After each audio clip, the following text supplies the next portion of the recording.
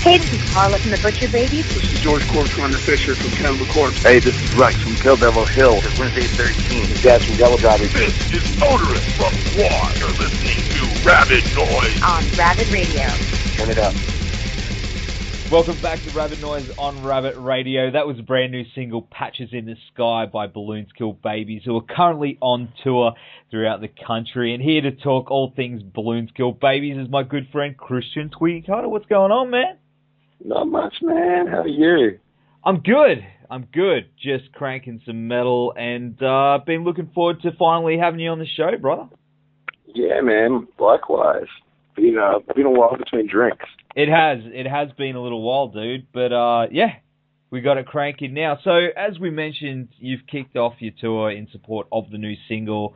How have the shows been so far? You went up north, right? Yeah, we did Gladstone and Mackay, which were rad, man. Like, they were, Gladstone was pretty interesting. We're playing a little tennis club there, but it was like nice, tight venue, good sort of vibe. Mackay was like, you know, our old stomping ground, you know. Like, we're all from Mackay, so it was kind of cool to do the homecoming sort of thing, you know. That's pretty cool, man. Did you have lots of the old crew come out to see what you're doing now? Yeah, man, it was like a high school reunion for old bands. Like, it was like a weird get together of like the old crew, but like, you know, plenty of new faces, which is even better. But yeah, that was a really good one, actually. It's probably one of my favorite gigs that we've probably ever done at this point. There's nothing like going back to your hometown and kicking a bit of ass, right? Yeah, exactly. Sort of rock up and go like, this is what we've been doing. It was worth it, you know. And everyone's like, oh yeah. Well, sort of. You get like all your old friends heckling you because they know you from school.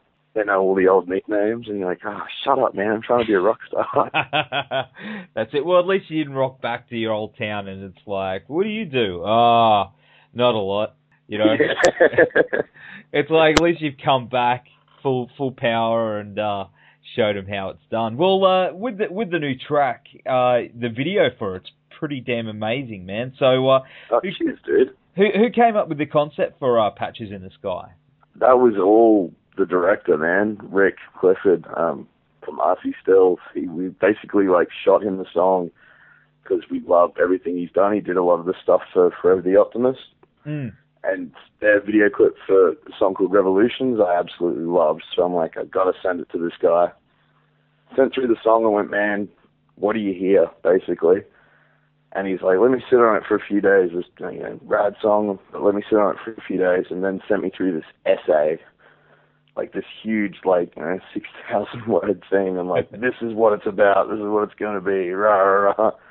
I was like, cool, man. So you keen to do it? He's like, did you not read my 6,000 word essay? I was like, well, I kind of skimmed through it because it was a lot and I'm at work, but you know. And then, yeah. But no, he came up with the whole idea himself and sort of, he's over in Toronto at the moment. He's based there now. He's ex-Brizzy boy. So it was kind of a weird back and forth that took a few weeks because, you know, time difference and then like okaying things and stuff like that. But the guy just like made it work. We basically didn't have to tell him anything. We're like, you know, here's a budget, run with it, man. That is awesome, which man. he loved. Yeah, it actually looks pretty expensive. Cool. You know what I mean? It's so well done, and it goes so well with the song too. Yeah, the guy's just a genius, man. Like, we're really big believers in the whole concept of like, because there's no vocals, there's no straight up story to tell through the lyrics or anything. So we're sort of very keen to see what other people get out of it, what sort of images it conjures up.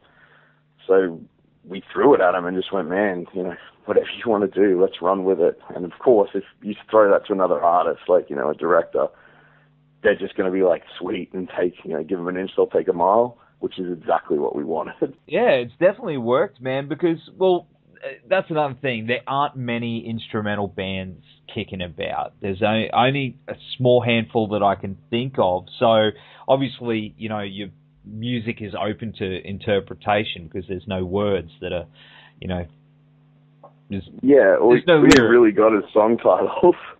Yeah, well, that's it, and I like that, man. I really dig that. So what was it that made you guys go down that road and not hunt for a singer? I'm not quite sure, really. I think essentially the band sort of started, the drummer Francis and I were playing in another band, and our bassist Carl was playing in a band called My Dying Days, and we all lived together because we're all buddies, kind of. And I had this riff for our song Leviathan off the last EP, and I sort of went, hey guys, we've got a little jam space here where you can all play instruments. Our drummer Francis was playing guitar at the time because the guy can just play everything. He's one of those, kind of idiot savants.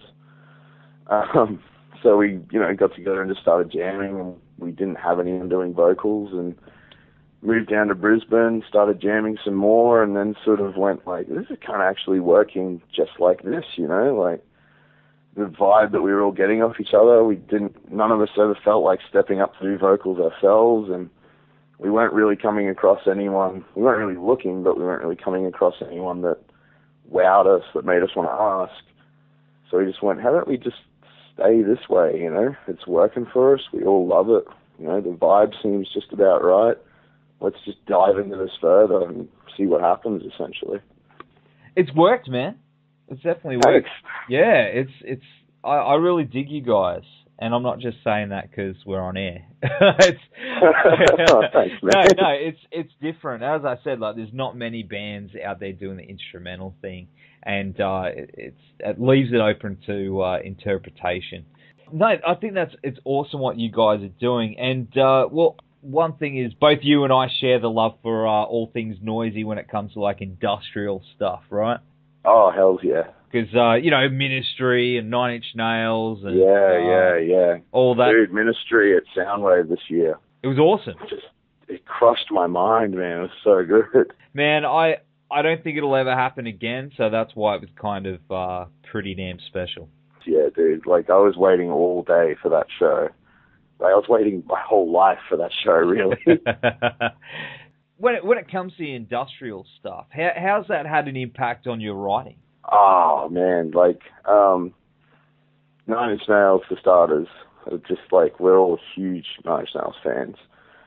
And I've always loved sort of just the chord structures they use, the sort of progressions that Trent likes to go for. I've always found really, just moving in themselves. And obviously, sort of, he had a lot of instrumental stuff, especially on the Fragile record, which is actually what kind of tweaked us into going, maybe we could do this and people would actually like it, But I just remember hearing songs like Just Like You Imagined when I was a kid, and it just blew my mind going like, wow, you guys create textures as opposed to, writing riffs. Mm. And just that whole concept of like, oh, you don't have to have a guitar or have anything really doing a particular, movement or whatever. It doesn't have to be like, oh, here's a bunch of notes thrown together and whatever. It can be noise. It can be abrasive. It can be like just screechy and horrible. And then you can have a beautiful melody around it, which sort of, all of us love and sort of really help drive forward this whole idea of messing with sounds and letting them do the talking rather than having lyrics. I can definitely hear a Reznor influence in there as well. Oh, thanks. And that's cool. It's really cool because that's, some of the instrumental stuff, like A Warm Place and stuff like that. That's some of my favorite pieces of music, like, ever.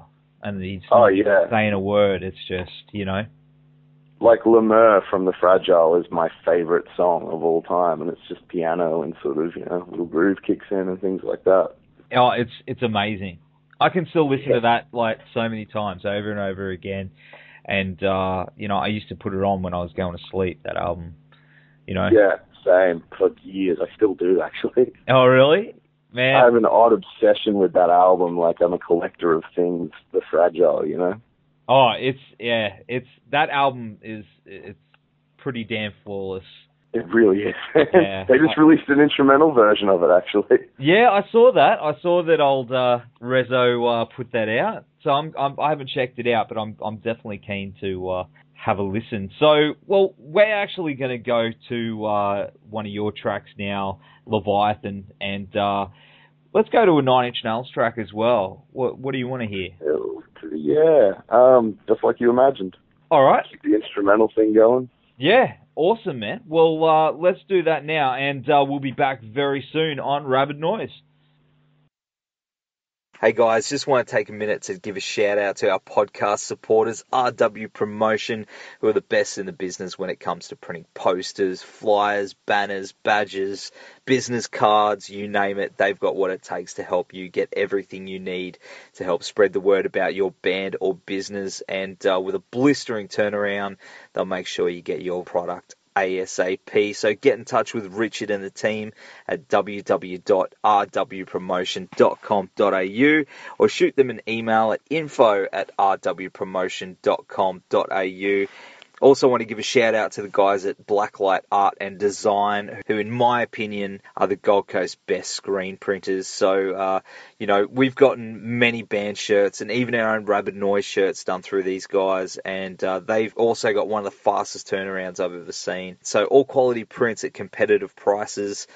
So whether it's band merchandise, sporting teams, promotional garments or workwear, they've got you covered. So hit them up at www.blacklightad.com.au or email them at info@blacklightad.com.au. So big thanks to those guys for helping us to bring you this podcast each and every week, and for, of course, supporting the metal scene.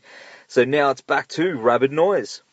And we're back on Rabid Noise on Rabbit Radio with Christian from Balloons Kill Babies. Now, a bit of a generic question, but you probably heard it a million times, but the name. Where'd the name come from? It's got a story, but essentially it's an homage. It's kind of wanky, but it's a throw off to a Brisbane graffiti artist who we never got to meet. There was a piece of artwork I saw one day and the name clicked into my head. And then we were all sitting around and went like, we should probably call this something. And that popped up. That stuck. Oh, that's not the answer I was expecting. But we've had lots of really weird interpretations, which is why I don't want to go into it too much. I've always found like other people's concepts are so much more bizarre than the reality. Well, maybe that's just let the imagination run wild. Yeah, exactly. We've had some real weird ones. Like we had a weird Christian group over in the States who was he thought it was this like contraception thing, and like backed us really hard for that, and then found out it was music, and then hated us and sort of sent us like death threats and things. For real? Yeah, true story, man. It was about a bit over a year ago, and it was all on Facebook, and we're going, man, we've got some really weird fans all of a sudden. Like, they're really spouting a lot of religious stuff on our page. That's kind of interesting. And then, then we put up I think it was a live clip of something, and it just shifted instantly. Like, they really turned on us like wolves, man. Wow, man. That's insane. But, hey, any attention's good attention, right? Yeah, totally. I'm hoping we can annoy the Westboro Baptist Church one day. Just in some fashion. Oh, that would be that's like a dream of mine as well. Or you could go picket them. Yeah, totally. I would love to do that. There's a great Kevin Smith story about like counter picketing them and just the amazing signs that they can come up with, which I don't know if I can talk about, but it seems like such a hilarious concept because they're idiots, like. They're just divisive, hate-speaking, like, horrible people, so you should make them out to be fools. I agree. Well, I mean, we don't have anything really like that here. It's pretty bizarre. Luckily. Yeah, luckily, because we'd have too much fun giving it back to them, right? Yeah, true. Well, you still have the bulk of the tour ahead of you, and you'll be wrapping up in Brisbane at the Globe on the 1st of August. But I do notice you have a couple of shows with I Am Duck Eye, and those dudes are rad. They're so funny. How'd you hook up with those dudes? Oh man, we've been mates with Sam, their vocalist, or their front yellow singer guy, I guess.